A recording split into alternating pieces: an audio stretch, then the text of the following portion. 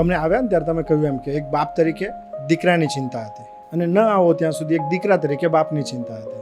મારા ફાધર તો મને ના જ પાડતા હતા, એ પણ સૌથી મોટી. એમણે તો મને એક લેટર જો હું વાંચું તો બહુ જ ઇમોશનલ લેટર છે કે કદાચ કાલ ઉઠીને મને કંઈ થઈ ગયું તો તું આવીશ તો પણ લોકો કહેશે કે મોડો આવ્યો, અને નહીં આવે તો કહેશે કે આવ્યો નહીં, આ ડોલરની માયામાં ખોવાઈ ગયો. આ બે જ વસ્તુ છે દીકરા. એમણે જોયું હતું કે આ મેનેજર તરીકે મારો દીકરો બહુ આટલું સરસ કામ કરી રહ્યા છે, આવી ઓપોર્ચ્યુનિટી નથી મળતી લોકોને, અને એ માટે બી 3 વર્ષ લાગ્યા છે. પણ દીકરા તરીકે મને એવું લાગે છે, કારણ કે હું હમણાં જ અમુક સોશિયલ કામોમાં બી જ્યાં ગયો, અનાથ આશ્રમોમાં ગયો, મેં જોયું કે 10-10, 15-15 લાખ દીકરા અને બહુ કમાઈ રહ્યા છે, એના મા બાપ અનાથ આશ્રમમાં પડ્યા છે. એક્ઝેક્ટલી. તો એ 10 લાખ તમારા, કારણ કે આ બધું રિફ્લેક્ટ કરવાનું છે. કાલે તમારો સંતાન છે, એ પણ તમને ત્યાં મૂકી શકે.